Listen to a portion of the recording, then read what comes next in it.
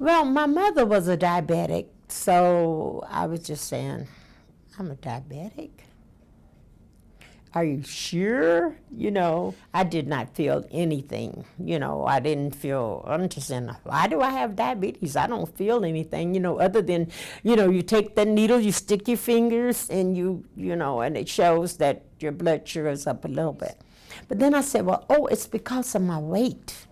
And then because at one time I weighed more than I weigh now, and I lost that weight. But it didn't go down. About 4 years ago, that's when I started to feel the little tingling like in my foot. And then I started getting the swelling.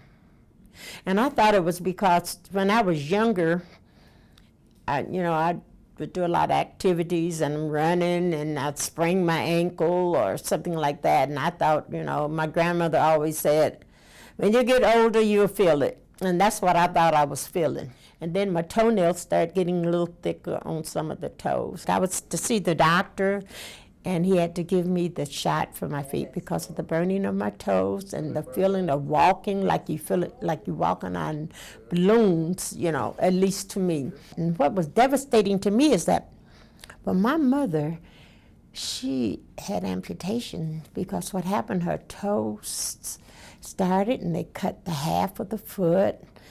Then they ended up having to cut the leg, And so thinking about something like that, I don't want that to happen to me. And they told me what I should do about that. I had to keep my feet washed. I just don't put my foot in a hot tub. And you know what? I used to soak my feet. I could sit up and soak my feet for a while. You don't do that anymore when you have diabetes, but you keep your feet clean and you keep them dry. And you keep your skin cream on it so that it doesn't crack. Because the worst thing for a diabetic to do is get a crack on their foot and let infections set up in it.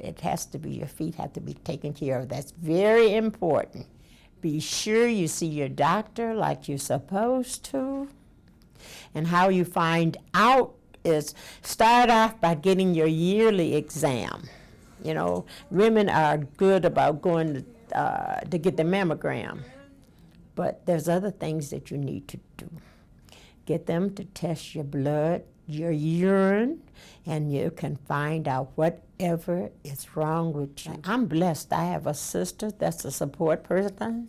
I have grandchildren who are support, and they'll tell me, well, Grandma, you're not supposed to have this, It's good to have somebody as a support person, because if you don't, you feel like, gee, I can do anything I want to do. And then if you have somebody to tell you, well, Liz, you can have a little bit of this, but you have to remember that you're diabetic, and we don't want anything to happen to you because we love you. Let them know that you love them. That's the reason why you're giving them that advice.